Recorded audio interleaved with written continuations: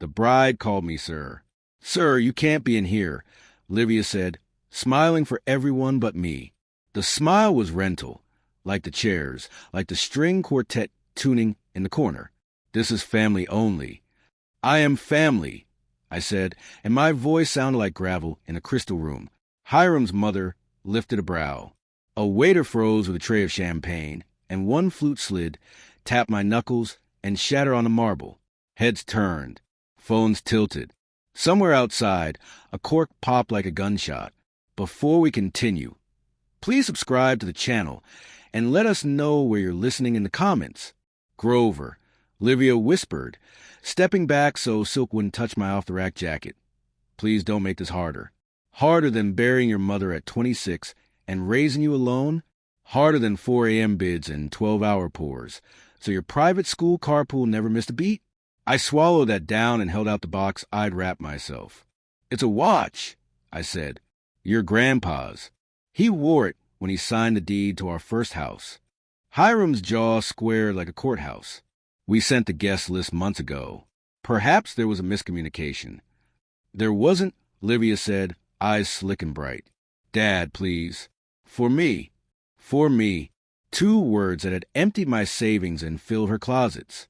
I stared at the doorway where the vineyard light fell in gold across a floor I'd helped pay for, and thought about my shop, about the smell of lumber and coffee, about the calluses that bought this chandelier.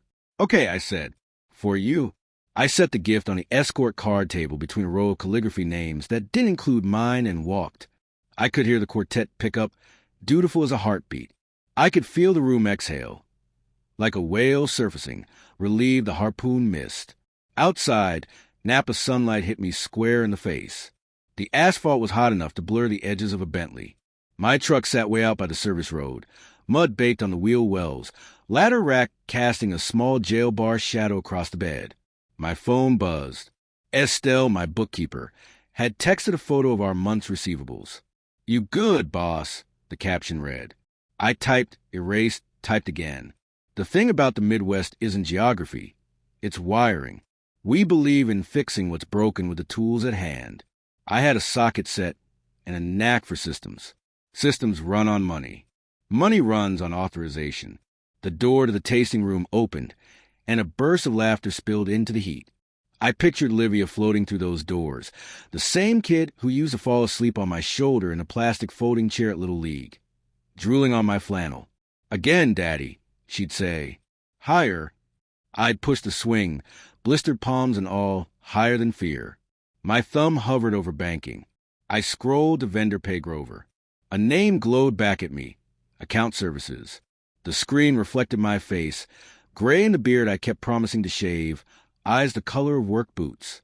The math lined up in my head the way studs line up behind drywall. Venue, catering, florals, rentals, musicians. All of it framed by one signature. Mine. The tasting room door swung again. Hiram stepped outside with his father, both of them in tuxedos that looked like they'd been rented from a private club. Optics, the older man said, not bothering to lower his voice. We can't have this kind of scene, not with donors here. Livia handled it, Hiram said. She told him to go. He, not Dad. The word set something down in me, heavy and final, like a beam seating into joists. My phone rang. Estelle again. I let it go and called her back. Grover, she answered on the first ring. You okay?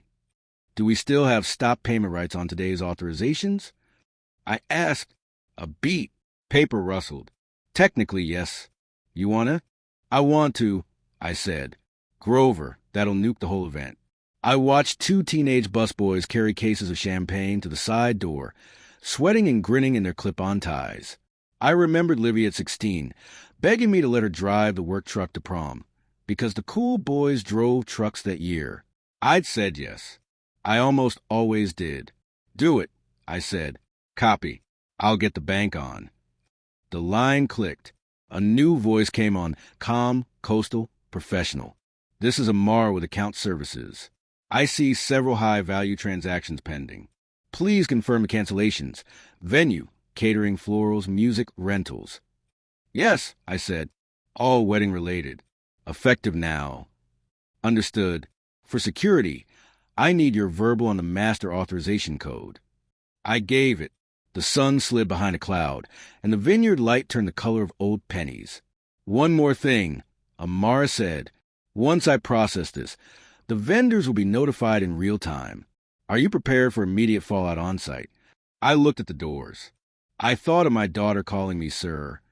I thought of all the times I'd let her call me at midnight for tuition, for tires, for one more deposit on a dream she never had to drive. I'm prepared, I said. Processing, Amara said. 3, 2. The tasting room door banged open. A woman in black, clipboard, tight bun headset, strode into the sun, scanning the lot like a storm spotter. Her radio crackled. We got an issue. Payments just... She saw me. Sir, she called, already moving fast. Are you Grover? We need to talk right now. And behind her, through the glass, I watched the florist lift a hand toward the altar and start taking the flowers down. I sat behind the wheel of my truck with the engine off, watching the vineyard through the windshield like it was a stage play. The rows of grapes stretched out like scripture lines, and in the middle of it, the ballroom glittered as if nothing could touch it. But I'd already pulled the nails out of the frame. My phone buzzed again. Estelle, vendors are calling already. Caterer first. I didn't answer. I wanted to hear it in real time. Through the wide windows, I saw movement. 2 men in black chef coats rolled stainless steel carts toward the door. Their faces were tight, no smiles. Behind them, a line of waiters, suddenly without trays, still like a football team that just realized the quarterback quit. Inside, the quartet was still playing. You could hear the faint vibration of strings through the glass, notes suspended like a soap bubble. I imagined the moment when the bubble would pop. Another text from Estelle, bank confirmed. Effective immediately. I opened my window, and the warm Napa air carried a different sound this time. Voices raised, chairs scraping, a microphone squealing before it cut to silence. Guests who'd been clinking glasses minutes ago were now standing, fanning themselves with programs, confusion building like static. I leaned back, closed my eyes, and for a second I was in my workshop again. Sawdust thick in the air, radio humming classic rock, Livia at 6 years old sitting on the workbench swinging her legs. Daddy, will you build me a dollhouse? I had.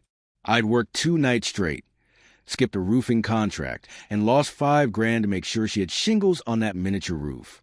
The smile she gave me that Christmas morning was worth every dollar. Or so I thought. My phone lit up. Unknown number. I answered. Mr. Grover? A male voice, polished but urgent. Yes. This is Forrest, the venue coordinator. I need to clarify something. Our system shows your payments have been revoked. Is that accurate? Accurate, I said. A pause. Paper shuffling. Sir, this event is already in motion. If we don't receive immediate reauthorization, we'll have no choice but to... That's your choice, I cut him off. Not mine. Mr. Grover, with respect, your daughter's wedding was never mine to attend, I said, and hung up. I looked back through the window. The florist, Estelle had warned me they'd be fast, was already pulling orchids from the altar display, dropping them into plastic bins like body bags. Gasps rippled across the ballroom. And then I saw her, Livia, still in her gown, still every inch the princess she dreamed of being. Only now the tiara tilted, and her eyes scanned the room like someone looking for a fire exit. She whispered something sharp to Hiram, who turned red instantly, his mouth working like a man arguing with a waiter about the bill. My phone rang again. This time, her name, Livia. I didn't answer. I wanted her to feel the silence. The same silence I'd felt walking out of that hall with my gift abandoned on a stranger's table. She called again. Then again. On the 3rd try, I answered. Dad, what the hell is happening? Her voice cracked, but she kept it low, like she was hiding behind a wall. The flowers, the food, they're saying payments bounced. Tell me this is a mistake. It's not, I said. Calm, solid, like the first strike of a hammer on clean wood. Dad, you can't do this. Everyone is here. Hiram's parents. I already did, I said. And you should remember something. You told me I didn't belong. I listened. Her breath caught. I could hear the murmur of chaos behind her, the rising confusion of rich people realizing money had just evaporated. "Dad, please," she said, her voice slipping into the little girl tone she used when she wanted a new phone or a spring break trip. "Don't ruin this for me." I stared through the windshield as a white catering van reversed up to the service door, hazard lights flashing. 3 staff members jumped out and began wheeling empty carts inside. "I'm not ruining anything," I said. "I'm just done paying for what doesn't want me." The line went silent. No sobbing, no arguing, just silence. Then, faintly, a man's voice in the background, Hiram, sharp and cutting. "What do you mean your father stopped the money? What else haven't you told me?" The phone clattered as if she dropped it. I listened to the chaos on the other end, guests murmuring, the quartet falling silent, the scrape of tables being stripped. Then the call disconnected. I exhaled, and that's when the second van arrived, this one with the logo of the photography studio plastered on the side. The driver slammed his door, yanked the Dahlia back, and walked straight toward the ballroom with a contract folder in hand. I sat forward, gripping the steering wheel. This wasn't just unraveling. This was collapse. And I realized too late that collapse doesn't stop at the walls of a ballroom. It can pull down a whole life with it. The screen of my phone lit up again, not with Livia's name this time, but with my lawyer's. And the message preview froze me cold. "Grover, we need to talk. Hiram's family is preparing legal action tonight." The call from my lawyer stared back at me on the phone screen, like a lit match near dry hay. I didn't answer right away. I let it buzz until it stopped, then called her back on my own terms. "Grover." Amara said, "My attorney, not the bank rep. Same name, different battlefield. I've already been contacted by Hiram's family counsel. They're claiming financial sabotage, intentional humiliation, damages to reputation. They want an emergency injunction." I barked a laugh that came out bitter. "Damages?" I pulled my own money back. "Since when is a man forced to fund a circus he's not welcome at?" "That's your legal angle," she said evenly. "But in California, optics matter. Wealthy family, prestigious venue, guests who saw you walk in and out. They're painting this as a vendetta. I need documentation. Everything. Transfers, invoices, your records going back years." My eyes flicked to the passenger seat, where an old leather briefcase sat. It held 30 years of receipts, tax stubs, tuition invoices, my life measured in paper cuts. "You'll have it," I told her. "All of it." When I hung up, the vineyard looked different. Less like a dream, more like a carcass picked clean. The florist van was already half loaded with orchids. The caterers wheeled trays of uneaten filet mignon into their truck. Guests spilled outside, fanning themselves, muttering, pretending they weren't watching an empire collapse in real time. And then I saw Olivia again. She was standing just inside the doors, her gown heavy with pearls, but her face was pale as unprimed drywall.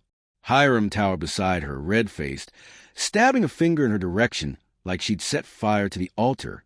His parents flanked him, stiff as courthouse columns, and the words carried just enough for me to hear through the open door. "You lied," Hiram hissed. "You said everything was taken care of." "It was," she snapped back, desperate. "My dad promised." "Your dad," his mother cut in, sharp as glass.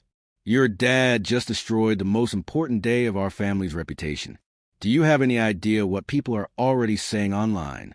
The phone in her hand lit her face with cold blue light. Even from my truck, I saw her scroll through notifications. Probably Twitter, probably Facebook. Hashtags writing themselves in real time. I rolled down the window. The wind carried fragments of their voices, the panic behind perfection. My phone buzzed again. This time a text from Estelle, my bookkeeper. "Grover, NBC Bay Area just called the office. They want a statement." It spread that fast. I gripped the wheel until my knuckles turned white. Part of me wanted to drive off, let the vineyard shrink in the rear view, let them choke on their own champagne. But another part, the builder in me, knew you don't walk away from a half-finished frame. You shore it up or you tear it down clean. I pulled the briefcase into my lap, opened it, and flipped through the folders. Education, housing, transportation, personal, each thick with paper, each one a ledger of sacrifice. Tuition checks with my signature bleeding through the carbon copy. Receipts for her first Honda, then her first BMW, then the SUV she just had to have when she turned 25. Rent payments for her apartment in Boston. Credit card bills for spa weekends, designer handbags, spring breaks in Cancun. Every page whispered the same thing.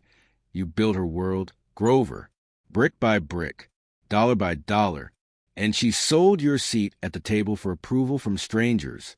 The sound of Ray's voices yanked me back to the ballroom. Livia was outside now on the steps, mascara streaking her cheeks, phone pressed her ear.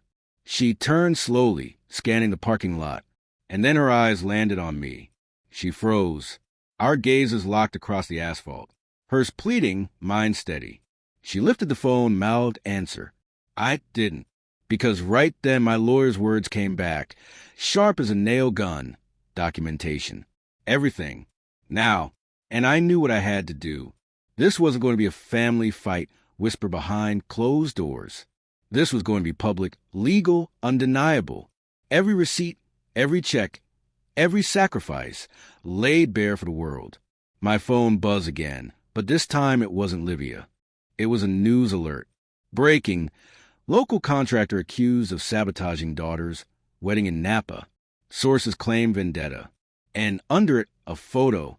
Me, standing at the ballroom entrance, gift box in hand, looking every inch the villain they wanted. The alert refreshed. A second headline popped up. Exclusive. Groom's family promises legal and financial retaliation against Grover by morning. The war had just gone national. The headlines multiplied like termites in the frame of a house. By nightfall, my name was on every feed that mattered. Father from Spoken Ruins' daughter's California wedding. Contractor meltdown caught on camera. Sabotage or justice? They all carried the same photo. Me at the door, gift box in hand. The villain in work boots. I sat in my kitchen back home. 3 states away. The leather briefcase spread open across the table. My house smelled like coffee and sawdust, familiar as my own skin. But my hands shook, not from regret, from calculation. For 30 years, I'd built structures that could withstand storms.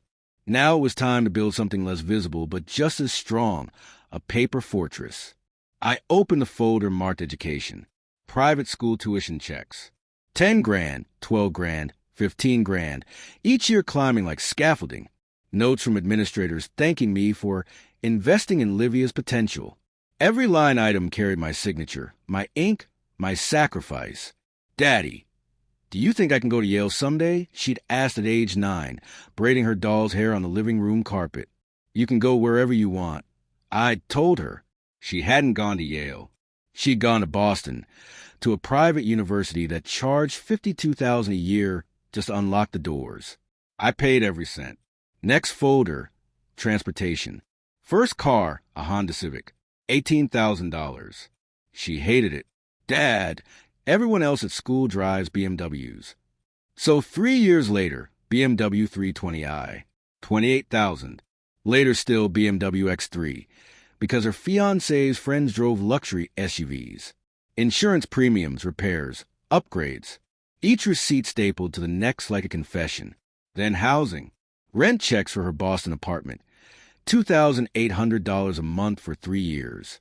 Utilities, deposits, furniture. All covered. Then personal. Spa packages. Spring breaks. Designer handbags. Phones upgraded every year like clockwork. I began entering numbers into a spreadsheet. The totals rose like a tide. $400,000. $600,000. $900,000. By midnight, the figure glared back at me. $937,000. Nearly $1 million. And not a single thank you that stuck. My phone buzzed again. This time a voicemail from Livia. Her voice was tight, raw. Dad, you don't understand what you've done. Hiram's family is furious. His parents are talking to lawyers, to donors, to the press. They're saying I lied about everything. You have to fix this. Please. I replayed the voicemail twice. Every please sounded less like love and more like a withdrawal slip. The headlines were still multiplying. Comment sections boiling over with strangers taking sides. Some called me a monster. Some called me a hero. Everyone had an opinion. Nobody had the full ledger but me. And that was about to change. I stacked the folders, slid them into manila envelopes, and labeled each one in block letters. Education, transportation, housing, personal, wedding. Tomorrow, my lawyer would have every page. And if Hiram's family wanted war, I was ready to show the battlefield. Not gossip, not headlines, numbers. At 2:15 a.m., exhaustion finally pressed me into the armchair. The house was quiet, except for the creak of old beams settling. My phone vibrated against my thigh. A text from an unknown number. Mr. Grover, this is Estelle from the bank. I thought you should know. Several reporters have requested access to your financial records. They're claiming Hiram's family provided them with pre-authorization. Do you want us to release? My stomach dropped. Hiram's family wasn't waiting for tomorrow. They were already moving, already trying to control the story, already trying to twist my life into their weapon. I stared at the glowing screen, the question hanging there like a live wire. Do you want us to release? Before I could type no, a second message arrived from Estelle. Too late. Records have been leaked. They're everywhere. When the morning sun cracked through my blinds, the war had already shifted. The phone buzzed nonstop on the nightstand. Notifications, emails, voicemails. By the time I staggered into the kitchen, black coffee steaming in my favorite chip mug. The damage was clear. My ledger, the one I'd kept locked in that leather briefcase for decades, was online. Not the clean, organized version I prepared with my lawyer. No, a cherry-picked, butchered version. Numbers out of context. Receipts snapped in bad light. Lines highlighted to make me look like a tyrant running a lifetime loan program against my own daughter. Headline on a major outlet. Father demands $937,000 from bride after ruining wedding. I nearly dropped the mug. They had twisted it perfectly. They made me look like the wolf at the door, not the carpenter who built the house brick by brick. My lawyer Amar called. I picked up on the first ring. Grover listened to me carefully. They leaked partial records. No context. It looks like extortion. You need to get in front of this immediately.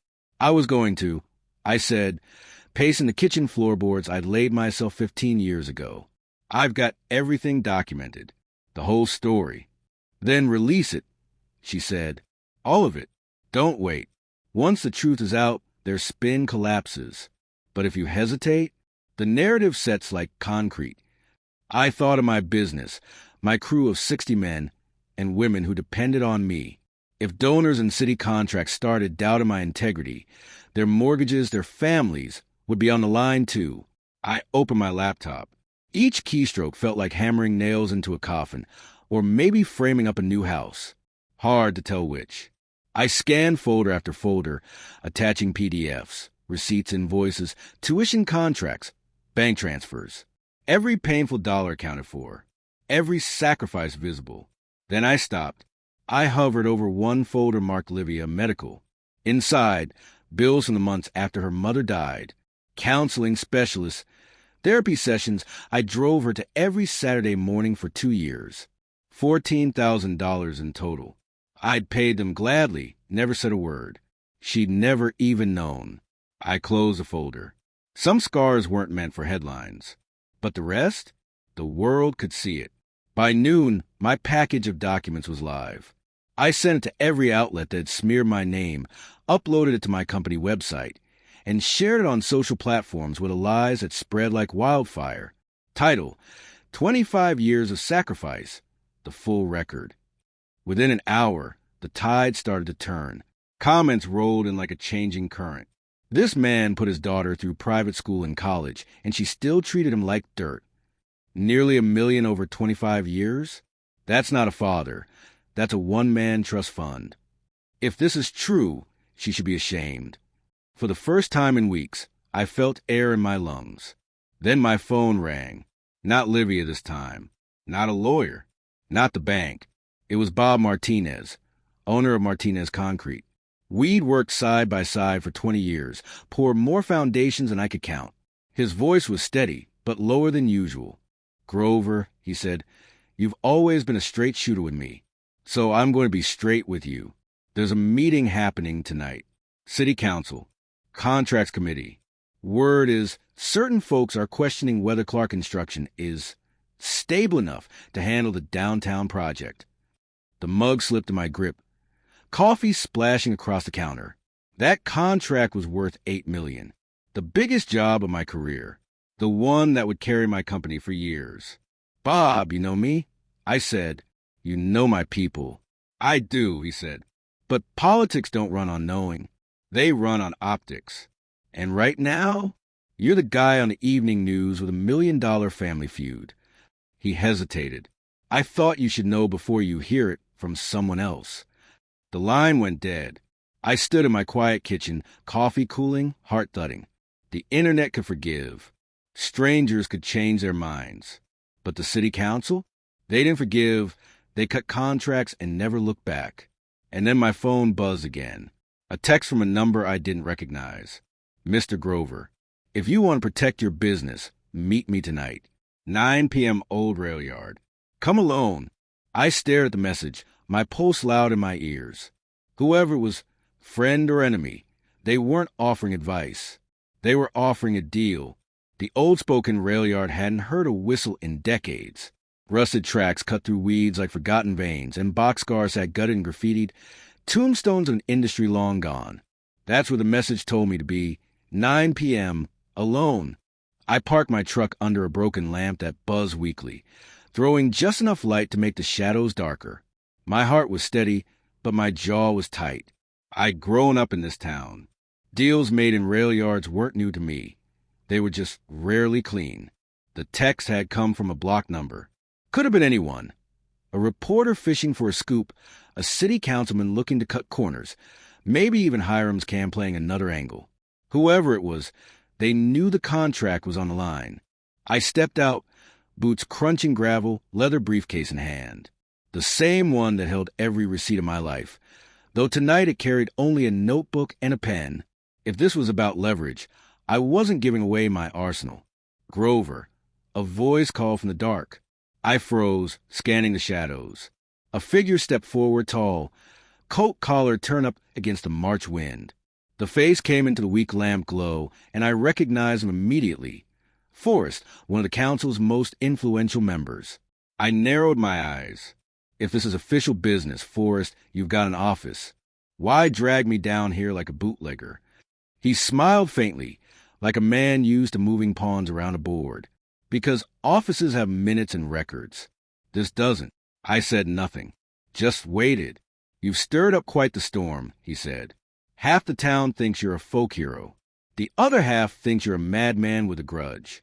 That's a problem for the city when you're the lead bidder on the downtown contract."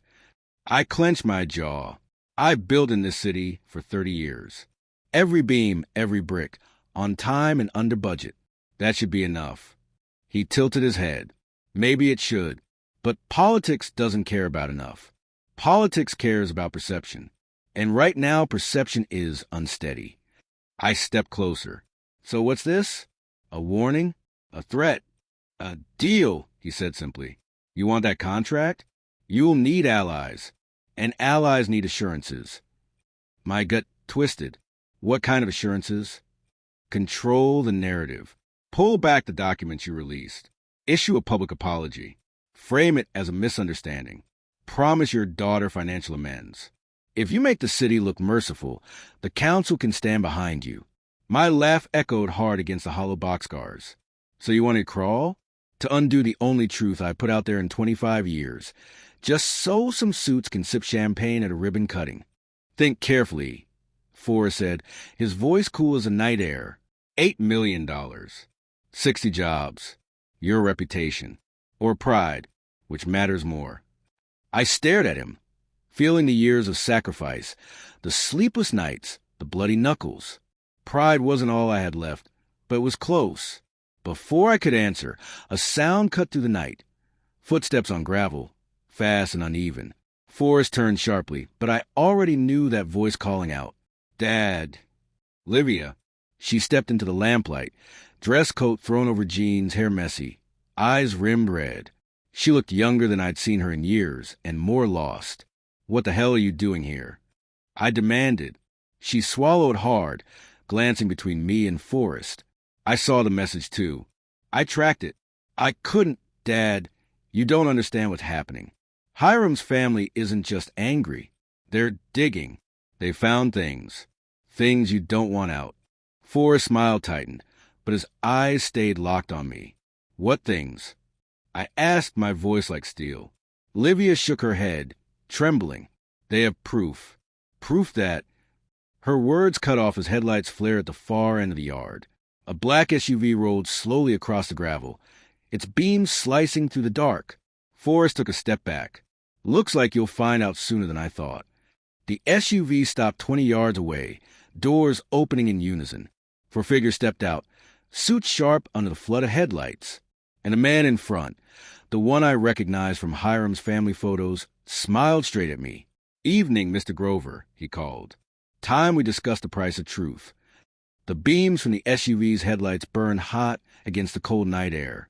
The four men moved like they'd rehearsed it, doors open, steps in unison, suits crisp, faces unreadable. And at the front was a man I knew without shaking his hand, Hiram's father. I'd seen him only once before, at the engagement party in Boston. He hadn't looked at me then, not really.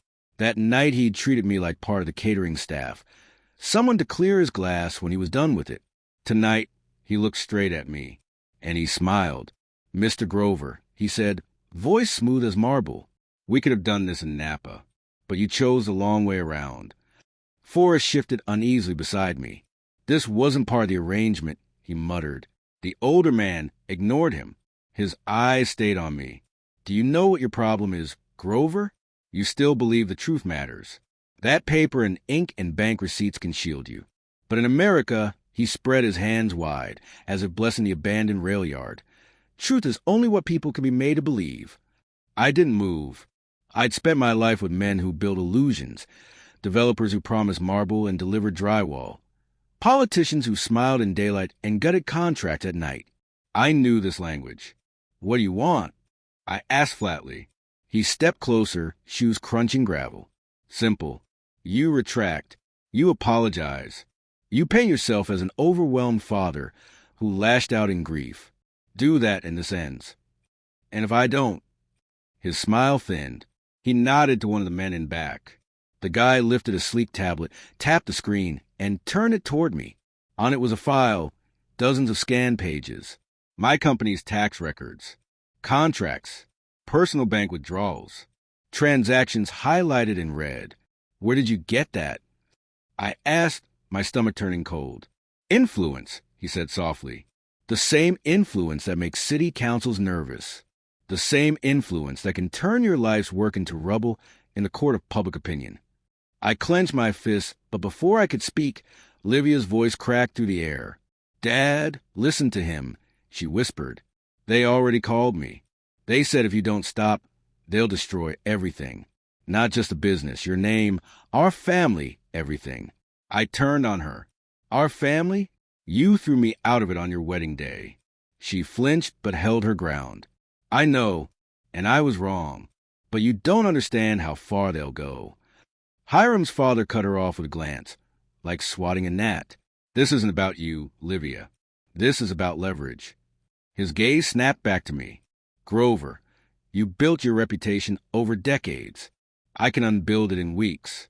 All it takes is one story, one well-placed whisper, that your business has cooked its books for years. You'd be finished." The silence that followed was heavier than any I'd felt inside a collapsing house frame. I thought of my crew, of Dave, my foreman, who'd been with me since the beginning, of the men and women who trusted me to keep contracts flowing, who trusted me to feed their families by keeping my name clean. "Why me?" I asked finally. His smile sharpened. "Because you embarrassed us. You humiliated my son. And because you thought your truth was stronger than our reach. That was your mistake." Forrest cleared his throat nervously, stepping back. "This isn't how council business should." "Quiet, Forrest," the man snapped. "You're here because you're useful. Nothing more." I waited all in the dark. The paper fortress I had built. The enemies gathered at its gates, the daughter staring at me with tears catching in her lashes. I could bend, sign their apology, save the contract, keep the business alive. Or I could fight and risk everything. My heart hammered like a framing nailer. I opened my mouth, and then the rail yard filled with sound. The screech of tires. Headlights arced across rusted tracks. A second truck barreled into the yard, its engine roaring, brakes squealing as it skidded to a halt. The door flew open, and out stepped Estelle, my bookkeeper, clutching a folder thick with papers. Her face was pale, but her voice cut through the night like a blade. "Grover, don't sign a damn thing. They don't know we found it. We've got something bigger, something that can take them down." All eyes turned to her, the headlights painting her figure in stark white. The folder in her hand shook slightly as she held it up. "Proof," she said. "Proof they've been laundering money through Hiram's firm for years." For a long second, nobody moved. The only sound was the rail yard wind rattling weeds through rusted tracks. Estelle stood there like a schoolteacher who'd caught the whole class cheating, chin high, folder clutched tight, headlights carving her into steel. Hiram's father was the first to break the silence. His smile didn't falter, but his voice dipped cold. "You brought your bookkeeper to a negotiation, Grover? That's adorable." Estelle's hands trembled, but her voice was sharp. "This is a negotiation. It's evidence. Your son's firm has been funneling offshore money through shell nonprofits. I have the ledgers. I have the routing numbers. And I have copies filed where your influence doesn't reach." The man's smile cracked just slightly, like a hairline fracturing glass. He gestured, and one of his men stepped forward, hands slipping toward his coat pocket.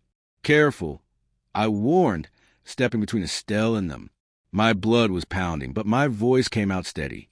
"If anything happens to her, those files go public in an hour, and you'll be explaining to federal investigators instead of city council." Estelle took a deep breath, steadied herself. "Grover, these numbers aren't new. They've been laundering money for at least 7 years. They use charitable foundations as fronts. One of those fronts ties directly to the downtown project. If the council sees this, their entire bid collapses." Forrest, who had been silent until now, swore under his breath. "You're telling me the Anderson family's contracts are dirty? Christ, this could sink half the council." "Not half," Estelle said, "but enough." Livia's voice cracked. "Dad, please. Don't do this. If you expose them, they'll destroy me too. I'm tied to Hiram, to his family. My life—" "Your life?" I cut her off. "Was already tied to lies. You just didn't want to see the knots." Her eyes shimmered, torn between anger and desperation. "I made mistakes, but this isn't just about me anymore. If you go through with this, they'll come after all of us." "They already did," I said, "and I'm done running." Hiram's father finally dropped a smile. His jaw was tight now, his voice sharp. "Think about what you're doing, Grover. If you take this public, we'll bury you in lawsuits. You'll spend the rest of your life in courtrooms, not construction sites. Then I'll bring my receipts." I said, "All of them. Every dollar I ever spent on my daughter. Every contract I ever honored. The truth is heavy, but it doesn't break." He stepped closer, lowering his voice so only I could hear. "You're a fool if you think Spoken will thank you. People don't like heroes. They like winners. And we don't lose." Estelle thrust the folder into my hands. "We need to move now, before they bury this. I've got one reporter in Seattle ready to run it, but he'll only do it if you go on record." I stared at the folder, thick as a cinder block. Inside wasn't just numbers. It was dynamite, enough to blow apart the Anderson family's empire, maybe enough to scorch the city council too. My phone buzzed in my pocket. A new message. Unknown number. I pulled it out, the screen glaring in the dark. The message was short. "If you release that file, Grover, your daughter won't make it home." My stomach dropped. I looked up. Livia had gone pale, her breath catching as she saw the text over my shoulder. Her voice was barely a whisper. "Dad, they mean it." The folder in my hand suddenly weighed 1,000 pounds. Between truth and blood, between justice and my daughter's life. One wrong move tonight could end everything. The message burned into my retinas. If you release that file, Grover, your daughter won't make it home.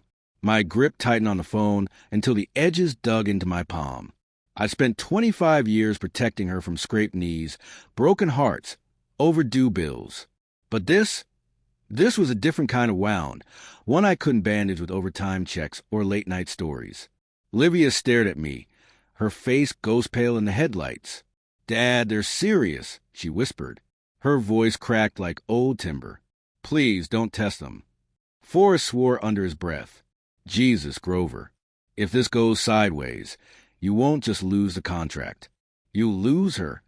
I turned the phone so Estelle could read it. Her jaw set like concrete. "They're bluffing," she said quickly. Classic intimidation. If they were going to hurt her, they wouldn't warn you first. But her eyes flickered with doubt. Hiram's father stepped forward, slow and deliberate. "You see, Grover, truth doesn't keep anyone safe. It only makes targets bigger. You want to be the righteous man with the ledgers, the hero with receipts? Fine, but heroes don't keep their families." My throat burned with rage, but my voice stayed level. "You touch her, and every page in this file goes straight to federal hands. I'll make sure your grandchildren grow up reading depositions instead of fairy tales." His smile was gone now, replaced with something harder, hungrier. "Then you better be very certain you can protect her, because my reach is longer than your threats." The SUV doors slammed shut all at once. His men moved back into the vehicle like chess pieces sliding off the board. A moment later, the headlights snapped off, plunging half the rail yard into darkness. Silence. Then the low growl of the engine as the SUV rolled away, leaving dust curling through the air. I exhaled, finally, but the taste of metal lingered in my mouth. Estelle grabbed my arm. "Grover, we can't wait. If we sit on this, they'll spin harder, they'll bury deeper. By morning, those files could disappear into the ether. We need to go public tonight." Forrest shook his head violently. "You'll blow the city sky high. Do you have any idea how many people this touches? Half the council has ties to Anderson contracts. You think they'll thank you for pulling the pin? They'll blacklist you. You'll be radioactive." I looked at him. Better radioactive than rotten. Livia stepped closer, tears running clean through her mascara. "Dad, please. Don't make me pay for your war. I can't." She choked on the words. "I can't survive them coming after me." Her plea cut deep, but another thought slammed harder. She already survived on me for 28 years. Maybe it's time she learned survival on her own. Still, she was my daughter, and now her life was a chip on their table. Estelle thrust a folder against my chest. "Grover, decide.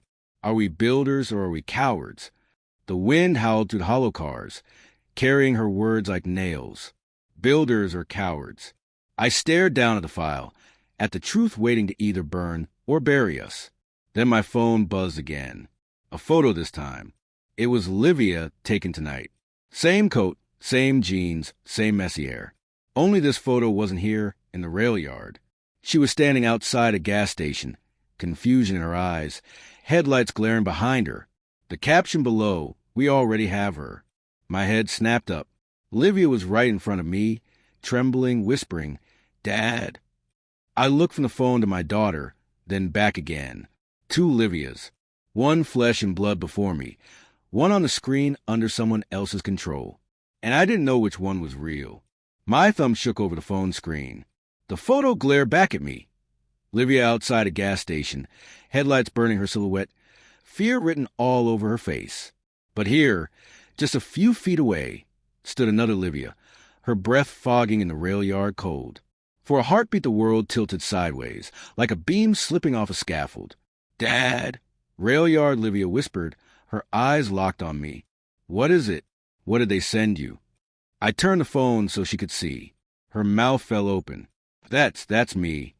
"No," I said slowly. "That's what they want me to believe." Forrest stepped in, rubbing his temples.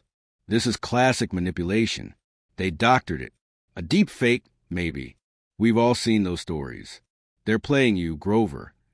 Estelle leaned closer, studying the photo. "No, look at the details. The coat is right. The jeans. The hair. Even the way she holds her phone. Her face drained pale. If it's fake, it's damn near flawless. Rail yard Livia grabbed my arm, panic sharpening her voice. Dad, I swear I never left. I'm here. You know I'm here. My chest ached. I wanted to believe her. But the message beneath the photo drilled into my skull. We already have her. I paced a slow circle on the gravel, boots crunching with every step. I'd spent my life trusting what I could measure. Plumb lines, tape measures, bank ledgers. Now I was being asked to trust what I couldn't prove. I stopped, facing her. Tell me something only my daughter would know. She blinked, trembling. Like what? When you were 10, I said, my voice low and rough, you begged me for puppy. I told you no. Do you remember why? Her eyes darted, trying to focus through tears. Then, because you said we already had too much responsibility, that love is work, and you didn't want me learning it by neglecting something small. The words hit me like a hammer. She'd remembered. She had remembered. But my phone buzzed again. A second photo. Same gas station. Livia again, but this time, her hands zip-tied, a man's shadow standing just behind her. Estelle covered her mouth. Oh my God! Forrest swore loudly. This is spiraling out of control. If they can stage this, they can stage anything. They're not bluffing anymore. I stared at the image until my vision blurred. My daughter, both of them, hung between world of truth and lies, and I was the one forced to choose. The SUV's taillights had long vanished into the night, but their reach still strangled us. And every second I hesitated, their grip tightened. Estelle grabbed my sleeve. Grover, listen to me. We can authenticate those photos. Metadata, GPS pings, timestamps. If they really took her, we'll know. I nodded slowly. Builders don't guess, they measure.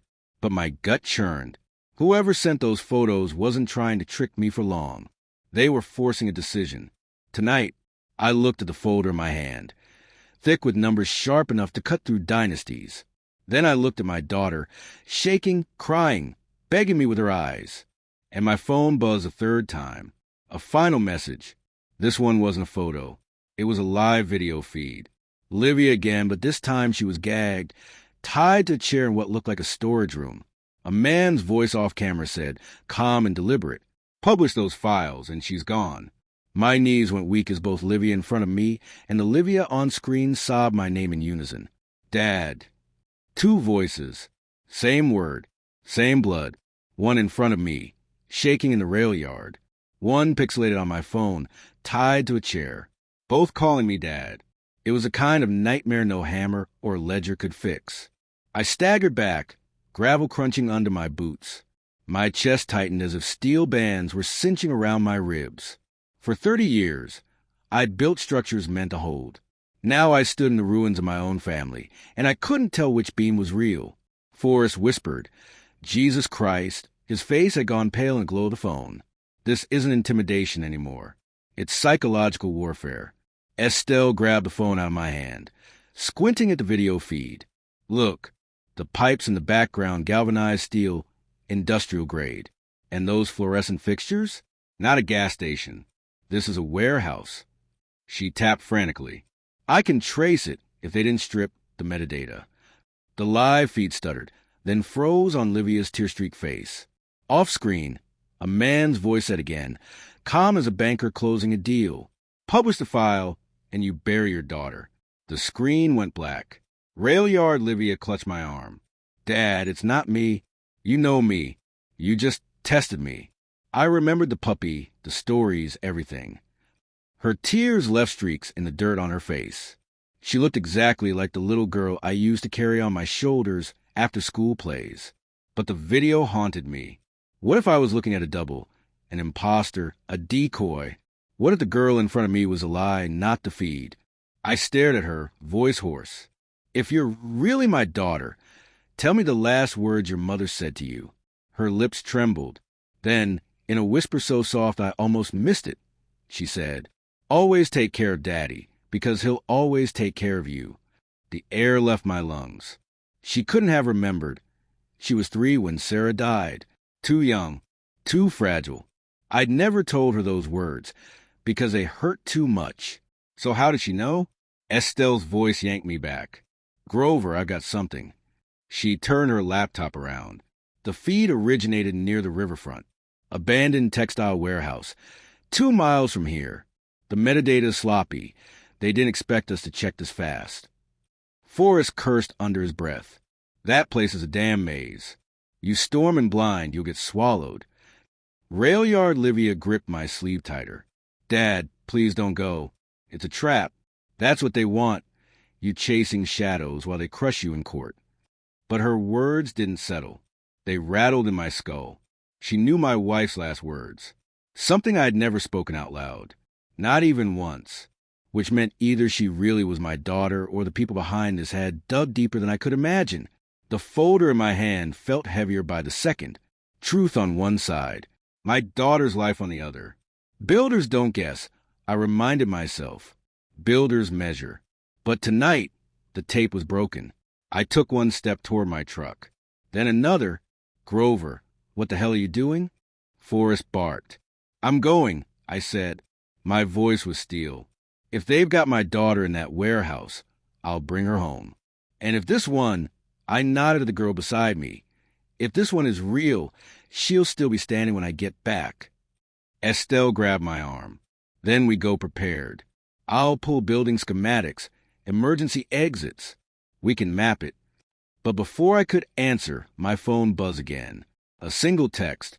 Come alone. 1 hour. Or she doesn't breathe. And attached, another video. This time, the man's hand appeared on screen, pressing a pistol against Livia's temple. My real daughter, or her ghost, flinched as the barrel touched her skin, and the voice off camera whispered, Decide, Grover, truth or blood. You don't get both. The video froze on the image of cold steel pressed to my daughter's temple. I stood in the middle of the rail yard, gravel shifting under my boots, every muscle in my body screaming to move, but to where? To whom? Estelle closed the laptop with a sharp snap. Grover, listen to me. If you walk in there blind, you're dead before you reach her. That's what they want, desperation, not strategy. Forrest shook his head, pacing like a caged animal. You don't get it. You blow this up any bigger. The city doesn't just cut you out of contracts. They burn you to ash. These people have roots everywhere. You're not fighting contractors anymore. You're fighting dynasties. I ignored him. My eyes stayed on the truck parked under the dying lamp. I've fought worse. You think I built my company by playing safe? I bled for every inch. Grover. Estelle snapped. Bleeding doesn't keep her alive. Planning does. She shoved a rolled-up blueprint into my hands. Textile warehouse. 3 entrances, north loading dock, east fire door, south stairwell. You want to go in, we go in smart. Rail yard Livia, my daughter or a perfect ghost of her, grabbed my sleeve. Dad, please. Don't go. That's exactly what they want. You show up and your leverage. They'll use you, not save me. Her words cut deeper than any threat Hiram's family had thrown. And yet the voice in the video still echoed in my skull. Truth or blood. You don't get both. I turned back to Estelle. You really think this file can destroy them? She nodded once. If it goes public, they're finished. The Anderson Empire, the council ties, the whole rotten lattice. It collapses. Federal investigators will swarm in. And Livia? My voice cracked. Estelle lowered her eyes. They'll have no reason to keep her. No reason except spite. That word clanged like steel inside me. I'd built a life on measurements, angles, loads. But spite? Spite was weightless and still heavy enough to crush. My phone buzzed again. Another message. Another nail in the coffin. 1 hour left. Bring the folder. Or we send you her body instead of her voice. Forrest swore under his breath. You're out of time. Pick one, the company or your kid. I stared at the folder. Pages of truth heavy enough to topple men in towers. Then I stared at the girl clinging to me, whispering Dad, like it was the only word she had left. For 25 years, I'd given Livia everything: education, cars, apartments, weddings.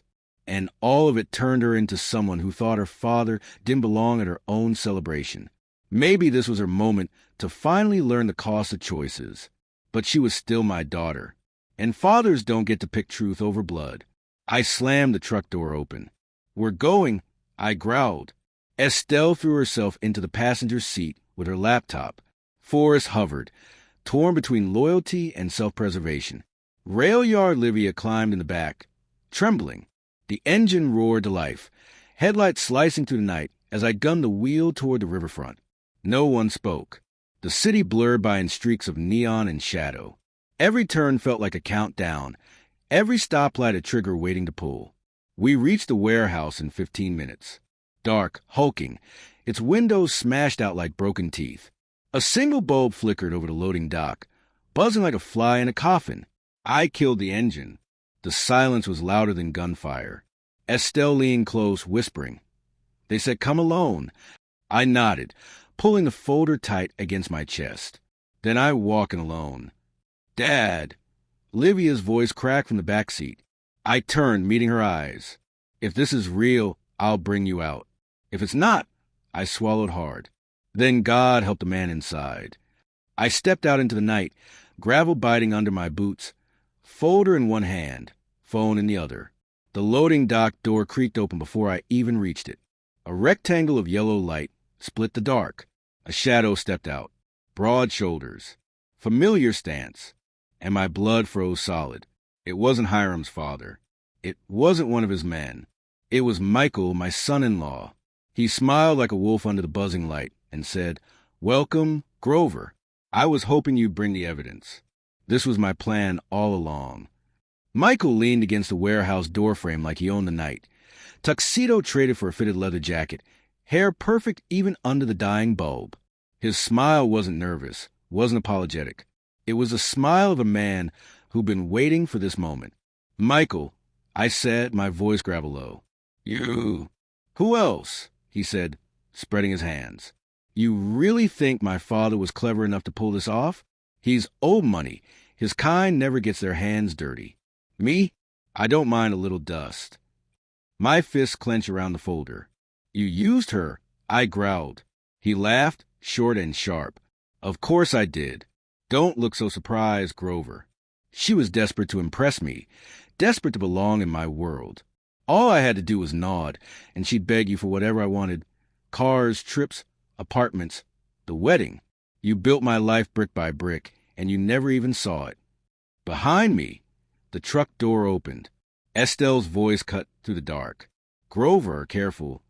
Michael raised a hand. "Relax. I didn't invite you here to kill you. If I wanted that, you wouldn't have made it past a rail yard. No, I want the file." I held it tighter. "Why?" His grin widened. "Because leverage is worth more than love. You think you got ammunition on us? Imagine what I can do if I control both sides, the Anderson Empire and the Clark receipts. You go public, maybe you wreck a few reputations. But me? With those documents, I could decide who walks away clean, who burns, and who pays for protection. That's real power." From the shadows of the warehouse, a sound, a muffled sob. My head snapped toward it. A figure sat tied to a chair under the harsh glare of a single hanging light. Livia. Her wrists bound, her lips split, but her eyes, my God, her eyes locked on mine the second I saw her. "Dad!" she screamed through the gag. Michael clapped slowly, mock applause echoing off the steel beams. "See? I didn't lie. I do have your daughter. That other one? Decoy. A little psychological twist. And you fell for it." My stomach churned, which meant Olivia in the truck, my supposed daughter, was something else entirely. An actor, a pawn, or worse. Estelle gasped behind me. "Grover, if this is true." Michael cut her off with a sneer. "You're sharp, bookkeeper. Shame you're on the wrong side. You both have one chance. Hand me the file, and maybe you get her back breathing." I stepped closer, every muscle coiled. "And if I don't?" His smile sharpened. "Then I start billing you by the minute. First finger, then hand, then..." He tapped his temple with mock thought. "Well, you get the idea." I wanted to lunge, to break him in half right there. But the folder in my hand weighed more than any weapon. This was the one thing he wanted, the one thing keeping her alive.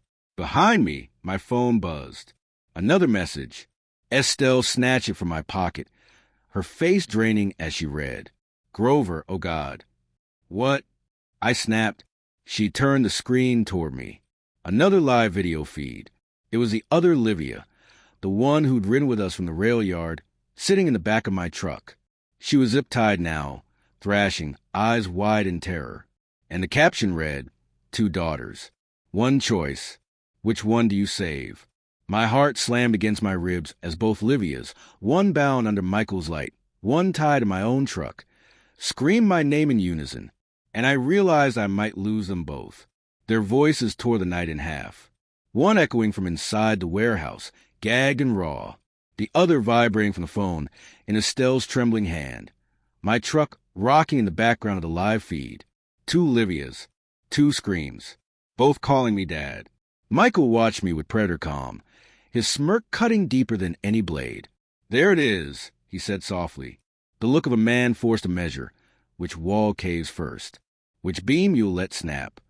I wanted to put my fist through his teeth, but the folder in my grip anchored me. He didn't just want my daughter. He wanted the truth itself. Control the file, control the family, control the city.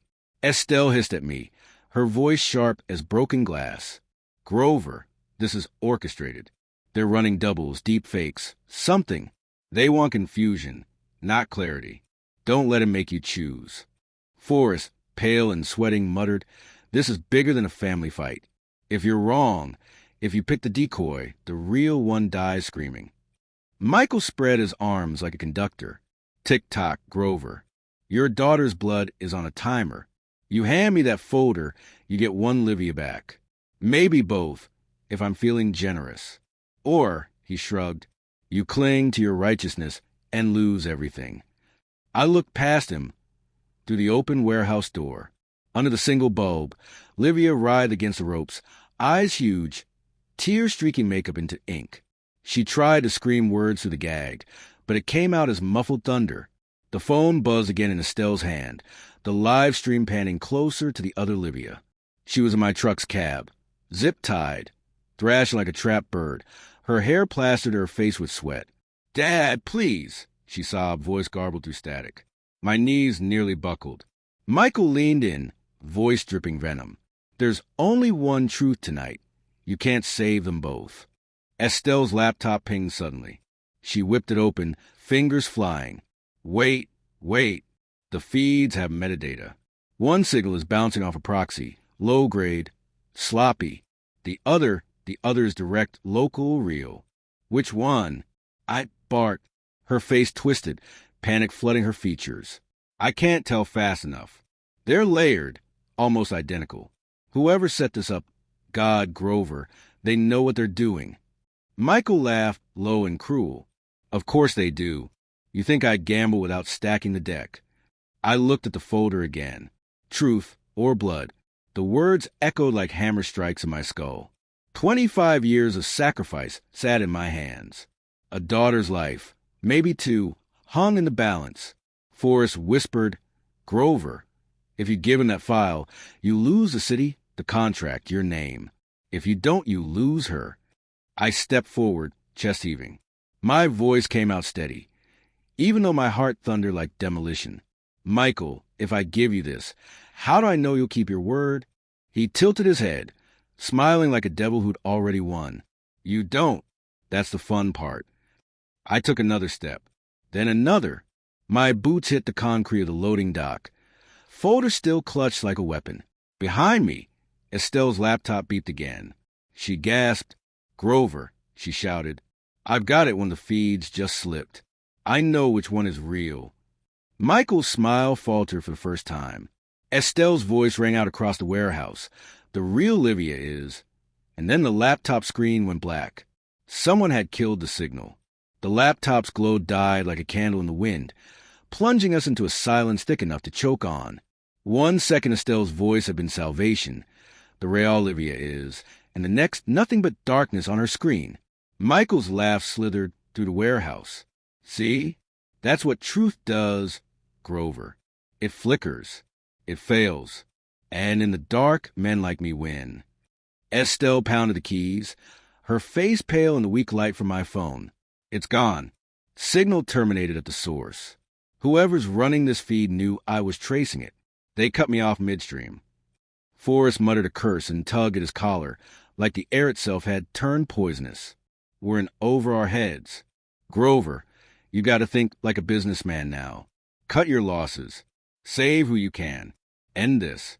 I looked at him, fury boiling. You ever tell a father to cut his losses when it's his child on the line? His jaw snapped shut. Michael took a step forward, hands in his jacket pockets like he had all the time in the world. Here's the offer, plain and simple. Folder for Livia. One trade, clean and quick. You hand me that evidence, and she walks out of here alive. You keep clinging to your ledger, she leaves in a body bag. Inside, under the warehouse lamp, my daughter struggled in the chair. Her muffled cry reached me through the distance, and my chest cracked with it. Behind me, Estelle whispered, Grover, if we lose this evidence, they bury us. Your company, your reputation, everything. He'll take the file and still kill her to tie loose ends. I looked at the folder in my grip. My life's proof, my fortress of truth. And then my phone buzzed again. Another message. This time it wasn't a video. It was a photo. The other Livia, the one from the truck feed, wasn't thrashing anymore. She was slumped over, her hair covering her face. A shadowed hand gripped her chin, lifting her head just enough for me to see a purple bruise blooming across her cheek. The caption beneath, 10 minutes left. My stomach twisted. Michael's voice slashed the air. You don't get 2 saves, Grover. You don't even get 1 if you stall. Choose. Now. Estelle's fingers were still flying across her keyboard, desperate, her voice rising. I can pull fragments, maybe reconstruct the data. But I need time. Time! Michael barked a laugh. That's the one thing he doesn't have. I forced myself to breathe, to steady. Builders don't guess. Builders measure. So I measured the sobs under the warehouse lamp, the bruised face on the phone, the folder heavy as a tombstone in my hands. All of it weighed against each other, and still no scale would balance. Dad! The girl inside the warehouse screamed to the gag, the sound raw enough to shred my heart. Dad! Echoed the voice from the phone, weak, broken. I closed my eyes. 2 daughters. 1 father. No blueprint for this. Then Estelle froze. Her eyes widened. Grover, oh my God. What? I demanded. She turned the laptop back toward me. Somehow, fragments of the feed had rebooted, glitching, static-filled, but enough for her to pull one frame clear. It wasn't Livia. It was Michael. On the screen, caught in the reflection of a metal door, his face was visible, grinning as he held a phone to record the fake feed. Estelle's voice was trembling but fierce. Grover, one of the Livias, is real. The other is his puppet show. Michael's smile twitched, faltered for half a second. I stepped forward, folder in hand, my voice cutting like a blade. Then which one bleeds when I put a bullet through you? Michael froze when I leveled my stare on him. Folder clutched in one hand like a weapon, my other hand steady at my side. For once, that slick grin slipped from his face.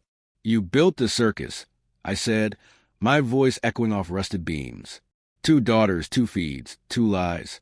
But there's one thing you never understood. I don't gamble with numbers. I measure them. Estelle lifted the laptop again, its cracked screen flickering. Grover, look. The frame doesn't lie. That feed wasn't hacked from outside. It was staged. He's been broadcasting from inside this very building. I turned back toward the warehouse floor. The girl in the chair sobbed into her gag, wrists straining against rope. The other Livia, the one they claimed was trapped in my truck, was nothing more than a loop video feed. Smoke and mirrors. Michael saw my realization. His smirk crawled back. So what? You figured out the trick. Doesn't change the ending. You'll still hand me the file, and maybe I'll let her live. I stepped closer, slow, deliberate. Every stride carried the weight of 25 years. Every tuition check. Every BMW. Every ungrateful word. Do you know what this is? I held up the folder between us. It's not just paper. It's every night I worked while she slept safe. Every sacrifice I made so she could stand in pearls and call me sir at her wedding. And it's also proof that men like you, leeches who live off lies, never build a damn thing.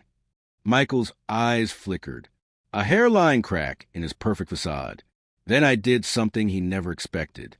I ripped the folder in half. The sound of tearing paper split the air like a gunshot. Pages fluttered down around us, receipts and invoices raining like snow. Michael's jaw dropped. You idiot! That was your leverage. No, I said, my chest rising with fire. That was my prison. 25 years I kept score, thinking proof would save me. But truth isn't in the paper. It's in the living. And right now, the only ledger I care about is my daughter breathing. His face twisted in rage. He lunged for me, but Estelle was faster.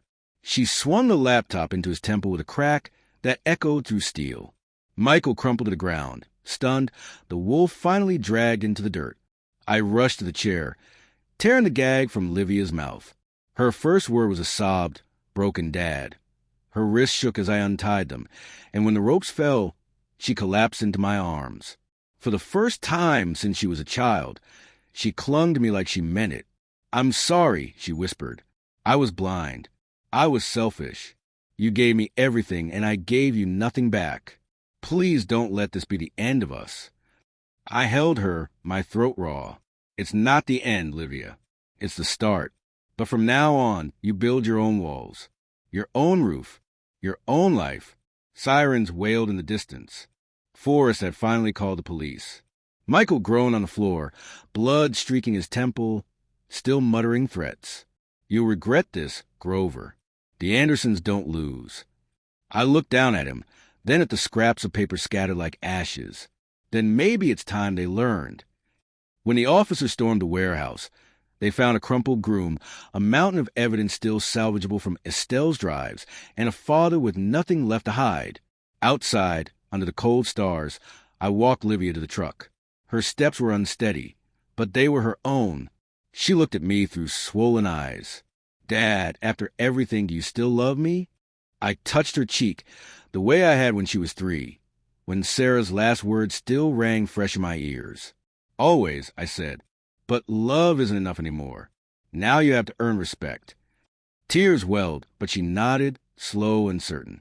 For the first time, I saw not a spoiled child, but a woman facing the ruins of her choices and the foundation of new life. As we drove away, pages of my old ledger swirled through the night air behind us, carried into the dark. They weren't chains anymore. They were ashes. And I knew, for the first time in decades, that I was free.